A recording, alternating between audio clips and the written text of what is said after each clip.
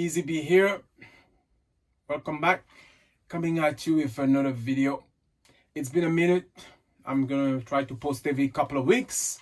Ideally, I post every week, but we'll see how it goes. But I posted about the B&T GHM9 last year, October. Mine is a short barrel rifle registered before this crazy stuff with the ATF, which I hope gets changed somehow back to normal. I don't know how. We're not going to touch politics here. But anyway, I've acquired this almost, I think, a year now or so, maybe longer. But I wanted to post my 1,500 rounds review, which is more like 1,750. But in a 1,000 round video, or what I wanted to share with you, is just we're going to talk about what I still think of the firearm, aesthetics, wear and tear, if I had any major issues, and whether or not I think it performs the same way as it did as day one, which I think for firearms and certain price point, they should. Let's get started. So, just in case you don't know, this is my B&T GHM9 grasshopper mouse, which is known for killing scorpion, which means this is a competitor of the Scorpion. Mine is a registered short barrel rifle way before the ATF craziness, because I did put an S in a B&T stock, original stock. I have an enforced weapon light mounted to it. I have a Romeo 5 red dot, nothing too fancy. I'm thinking about raising that. We'll cover that in a second.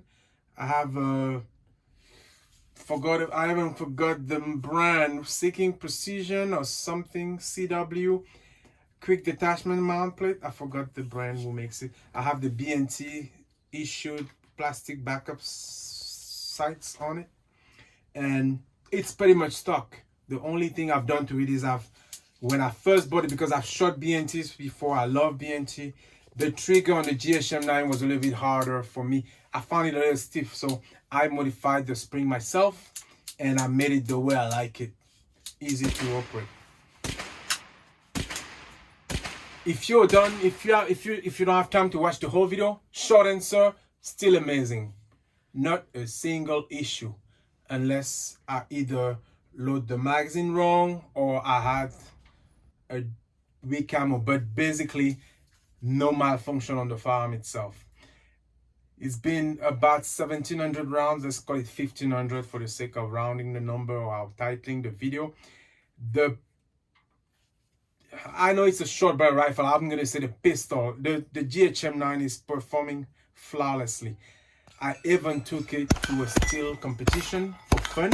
I'm not a steel shooter. I'm not really a competition shooter. I like more of the tactical training and tactical courses. But I took it out of the box. Well, not out of the box. I took it in this configuration stock into a steel competition, and it performed very well. I think the weakness and the speed was mostly on me and not on the gun.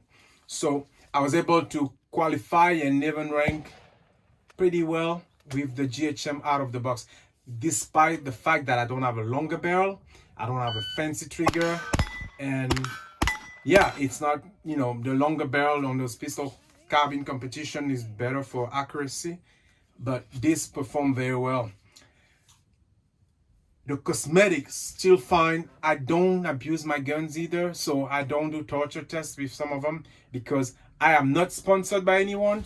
Everything I have is bought for, except a few accessories that I've received over the years, and I do over time, and I do mention that in my videos when it's a product that I receive for review. So the B&T GHM9 has been flawless, whether it's shooting at the range, shooting it suppressed, shooting in a match, running it in my little classes, or like the training I like to do on self-defense. Still one of my favorite pistols. Restez on B&T. Restons sur les Suisses. Let's talk Swiss more. I don't want to be all over the place. Long story short, great gun, still perform as expected. Not a single malfunction related to the firearm. Maybe I don't abuse it enough. What would I do differently since I've purchased a firearm and I've had a chance to shoot it a little bit? You can always put a different stock if it's more comfortable for you, depending on what you like. Or you can put a brace. At this point, it won't matter if these law sticks, these ruling sticks, whether it's a stock or a brace, You'll have to pay those fee, man, and register it. But I think in terms of comfort, depending on your preference, having a skinny stock like the original B&T may not be most comfortable over term if you're running like a 3-day non-stop shooting class. But I think for sleekness, compactness, and sticking with the design and low profile, it works perfectly. It works perfectly. Another thing I will do different is raising the red dot. It's the crave, you know, people run operators and helmets and night vision like to have a raised a riser on the red dot side. I would consider that because when you run, especially if you do PCC, it's just one more time gain in terms of acquiring that red dot, acquiring that side picture without having to lean back too much. But it's not a priority, right? Because if you're using it for self-defense and it's not part of your job and it's just for fun, I would say you're fine with that. Now, if you have the plate carrier, the night vision devices and all that gizmo giz, I patterned that term. Just a riser will help you. And even if you don't, a riser is always good. Anything you can do to acquire the side pictures without moving your body too much or spending more time, the better.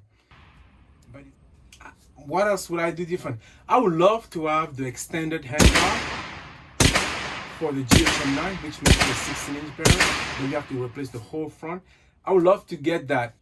I have so many things on my list. I have not purchased one of those yet. They were out of stock, now they're in stock, and my priorities have changed.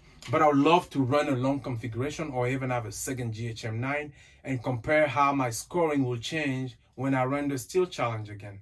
So that would be something I would like to do. Have a complete upper handguard, long version, and maybe what would I do to this? Maybe Cerakote or have a second one in a different color. I like guns that are not just black. But besides that, I hope you liked it.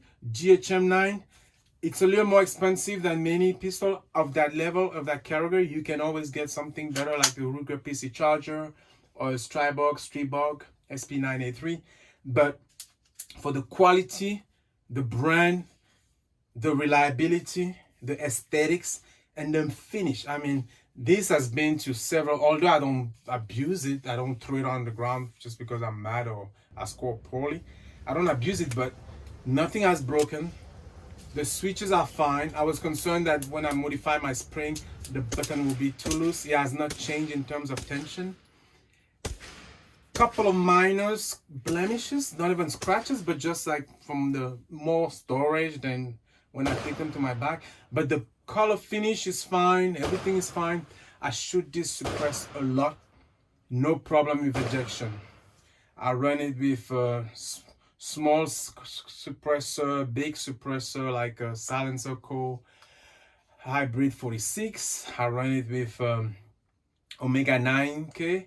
I run it with the Centurion suppressors from Liberty Can. I run it with Odessa 9. I mean, everything goes through, no problem. That's my little 1500 round review, 1750 to be more accurate if I have a shot count. So if you are thinking about a GHM9 and you're trying to decide, go for it, man, go for it. But I would say that with about a lot of guns. I do like the B&T products, I'm partial to them. So I hope you enjoyed the video. If you want to support me, please subscribe to the channel. According to YouTube statistics and trends, which I love to track, majority, 90% of people watching this video are not subscribers, at least in the past. So 2023, push that button, click that, and that will inspire me to produce more content until I start getting to the level where I get stuff that I can review based on demand. But in the meantime, the best thing you can do is just subscribe. Launch that subscription to the post and post a comment. If you have a GHM9 that did not perform to your expectations by now, let me know what issue you encountered, and let me know if there's something else specifically you want me to film or talk about on the GHM9. Thanks for watching. See you later.